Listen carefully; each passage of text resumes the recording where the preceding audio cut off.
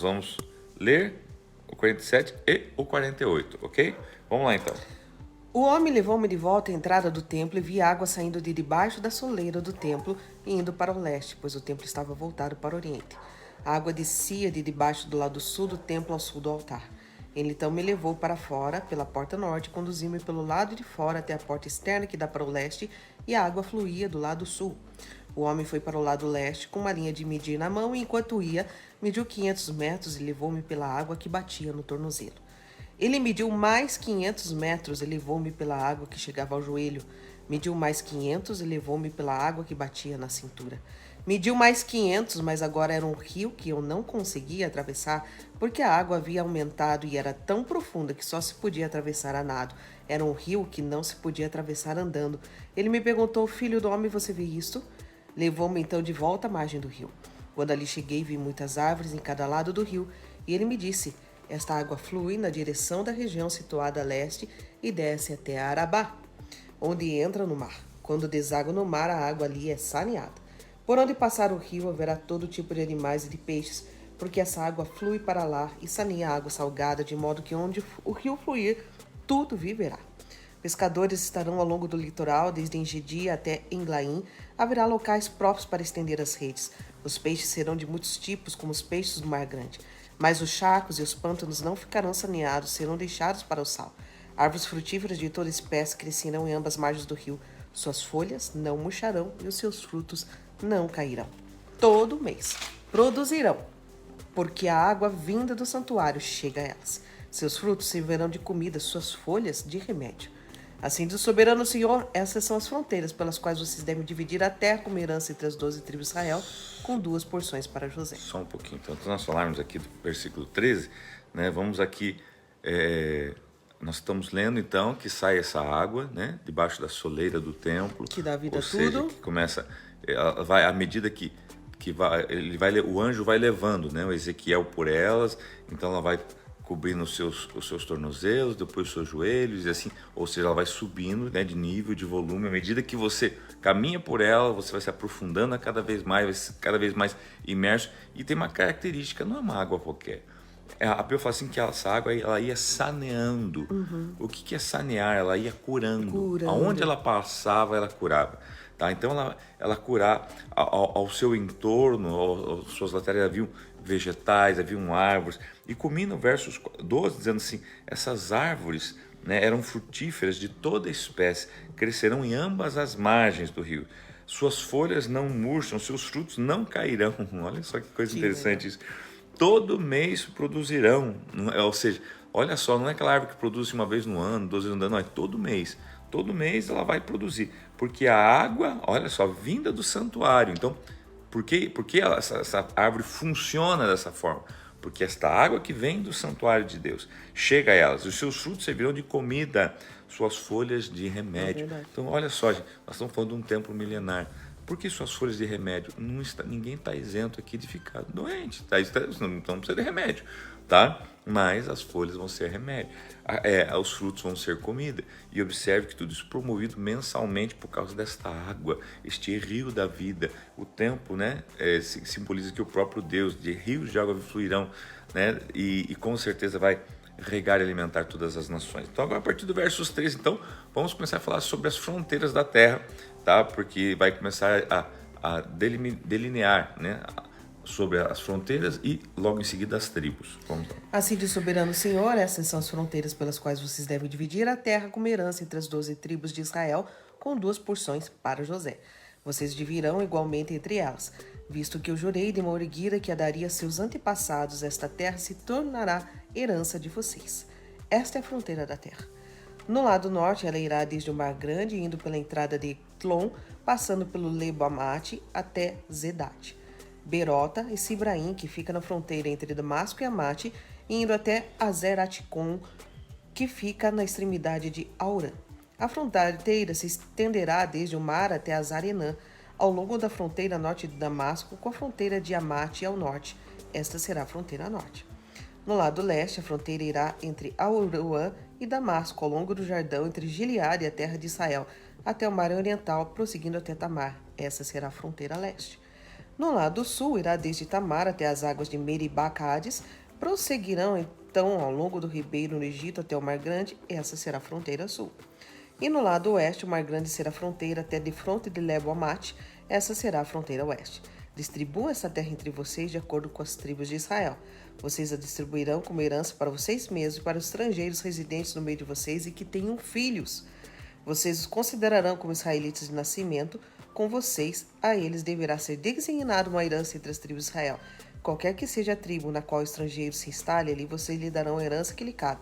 Palavra do soberano, o Senhor. Eu vou mostrar aqui um diagramazinho de como era, né, no Antigo Testamento, como eram divididas, né, as tribos, né? Então as tribos lá, desde o norte ao sul, né, leste a oeste. Interessante, é bom você saber, né, que a palavra do Senhor descreve... Calma aí que eu estou passando as fotos aqui, gente. A palavra do Senhor descreve o norte, tá? Observe que o Mar Grande é o Mar Mediterrâneo, tá? E aqui como norte, e aqui como sul, né? Se olhando no mapa, se você fizer uma leitura, né, linear, vai dar a impressão que norte é em cima e sul é embaixo. Não, mas quando você vê o descritivo, ele está apontando norte para o lado do Mar Grande, ou seja, o Mar Mediterrâneo, e sul após Jordão, ok? Isso que é importante para a gente saber depois a direção do templo. Quando fala do templo, direção às suas portas, porta de entrada, enfim, e assim por diante, tá? Daí a gente vai ver agora, nós vamos no capítulo 48 e a gente vai ver então que foi feito depois uma nova divisão dessas terras. E tem aí um novo diagrama, né? E nós vamos ver na sequência. Então, abra comigo lá, Ezequiel capítulo 48. Essas são as tribos relacionadas nominalmente na fronteira norte. Dan terá uma porção. Ela seguirá a estrada de Tlon até Lebo-Amate. As Arenã e a fronteira norte vizinha a Damasco, próxima de Amate, farão parte dos seus limites, desde o lado leste até o lado oeste. Azer terá uma porção. Esta margeará o território de Dan do leste ao oeste. Naphtali terá uma porção. Esta margeará o território de Azer do leste ao oeste. Manassés terá uma porção. Esta margeará o território de Naphtali do leste ao oeste. Efraim terá uma porção. Esta margeará o território de Manassés do leste ao oeste. Ruben terá uma porção. Esta margeará o território de Efraim do leste ao oeste. Judá terá uma porção. Esta margeará o território de Ruben do leste ao oeste. Margeando o território de Judá do leste ao oeste estará a porção que vocês apresentarão como dádiva sagrada. Terá 12,5 km de largura e o seu comprimento do leste ao oeste equivalerá a uma das porções tribais. O santuário estará no centro dela.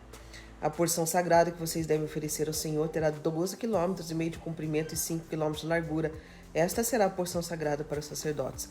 Terá 12,5 km de comprimento do lado norte, 5 km de largura do lado ocidental, 5 km de largura no lado oriental e 12,5 km de comprimento no lado sul. No centro dela estará o santuário do Senhor. Pertencerá aos sacerdotes consagrados, os adoquitas, que foram fiéis em me servir e não se desviaram como fizeram os levitas quando os israelitas se desviaram. Será um presente especial para eles da porção sagrada da terra, uma porção santíssima, margeando o território dos levitas. Ao longo do território dos sacerdotes, os levitas terão uma área de 12,5 km de comprimento e 5 km de largura. Seu comprimento total medirá 12,5 km e sua largura 5 km. Estes não a venderão nem trocarão parte alguma dela. Essa área é a melhor de todo o território e não poderá passar para outras mãos porque é santa para o Senhor. A área restante, 2,5 km de largura e 12,5 km de comprimento, será para o uso comum da cidade, para casa e para pastagens. A cidade será o centro dela e terá essas medidas: o lado norte, 2.250 metros, o lado sul, 2.250 metros, o lado leste, 2.250 metros e o lado oeste, 2.250 metros. A cidade terá uma área livre de 125 metros ao norte, 125 metros ao sul, 125 metros ao leste e 125 metros ao oeste, que servirá para pasto. O restante da área, ao longo da porção sagrada, terá de 5 km no lado leste e 5 km no lado oeste. Suas colheitas fornecerão comida para os trabalhadores da cidade. Estes poderão vir de todas as tribos de Israel. A porção toda, incluindo a cidade, será um quadrado com 12,5 km de cada lado. É uma dádiva sagrada que, como tal, vocês reservarão. As terras que restarem em ambos lados da área formada pela porção sagrada e pela cidade pertencerão ao príncipe. Elas se estenderão para o leste a partir dos 12,5 km da porção sagrada até a fronteira leste e para o oeste a partir dos 12,5 km até a fronteira oeste. Essas duas áreas, paralelas ao comprimento das porções das tribos, pertencerão ao príncipe. A porção sagrada, inclusive o santuário do templo, estará no centro delas. Assim, a propriedade dos levitas e a propriedade da cidade estarão no centro da área que pertence ao príncipe. A área pertencente ao príncipe estará entre a fronteira de Judá e a fronteira de Benjamim. Deixa eu só chamar uma atençãozinha aqui, né? Então é interessante estar descrevendo, né? Eu mostrei para vocês cada fronteira, eu mostrei esse gráfico aqui, né? E há uma faixa de terra, né? Onde eles chamam de porção sagrada, que é justamente esta faixa aqui entre Judá e Benjamim, tá? Observe que ela pega um pedacinho aqui do Mar Morto, né? Ela pega entre o Mar Mediterrâneo e a porção oriental. E então ela está bem no meio, tá vendo aqui? Aqui esse quadradinho aqui é onde ficaria o templo, ou aquela área do templo que nós estudamos ali no capítulo 40, 41. Tá? E daqui vai sair a água, né? O riozinho, daquela água da soleira que vai correndo como um rio até o Mar Morto, um mar hoje que, se você conhece, você sabe que é lindo, maravilhoso, já estive lá, já vi, mas não tem vida nenhuma. Mas esta água, à medida que ela sai do templo, do trono de Deus, ela vai saneando, ou seja, ela vai curando e vai levando vida a todo esse território, inclusive ao Mar Morto. Gente, nós estamos falando de forma geográfica, territorial, mas trazendo isso para o lado espiritual também. Há algo que sai do trono de Deus, que vem para mim e para você, curando as nossas vidas, curando a nossa terra. Sabe lá, se o meu povo, que se chama pelo meu nome, se humilhar, orar, buscar a minha face, se converter dos seus maus caminhos, eu ouvirei dos céus, perdoarei os seus pecados e sararei a sua terra, sanearei a sua terra, né? Ou seja, ele derrama água da vida. Jesus é a água da vida, tá? Então que vem para sarar a nossa terra. Onde não havia vida, passa a haver vida quando Jesus entra. Guarda isso no teu coração, ok? Vamos lá então? Quanto ao restante das tribos, Benjamim terá uma porção. Essa se estenderá do lado leste ao lado oeste. Simeão terá uma porção. Esta margeará o território de Benjamim do leste ao oeste. Issacar terá uma porção. Esta margeará o território de Simeão do leste ao oeste. Zebulon terá uma porção. Esta margeará o território de Issacar do leste ao oeste. Gade terá uma porção. Esta margeará o território de Zebulon do leste ao oeste. A fronteira sul de Gade vai desde Tamar, no sul, até as águas de Meribá-Cádiz, e depois ao longo do ribeiro do Egito até o Mar Grande.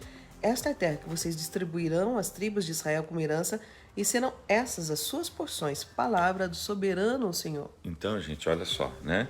Essa vai ser a porção, e novamente aqui mostrando o gráfico, deixa eu só ver que eu fechei aqui, isso, tá? O que eu quero chamar a tua atenção, tá? Observe que, mas é as 12 tribos de Israel, né? Observe que está relacionado o nome das 10 tribos de Israel, e o que seria a tribo de José não está aqui. Observe que a tribo de José não está aqui, mas está duas. O território de José foi separado em duas: a Manassés, seu filho, e Efraim. Manassés e Efraim. Então, concluindo aqui 12 tribos, ok? Tá?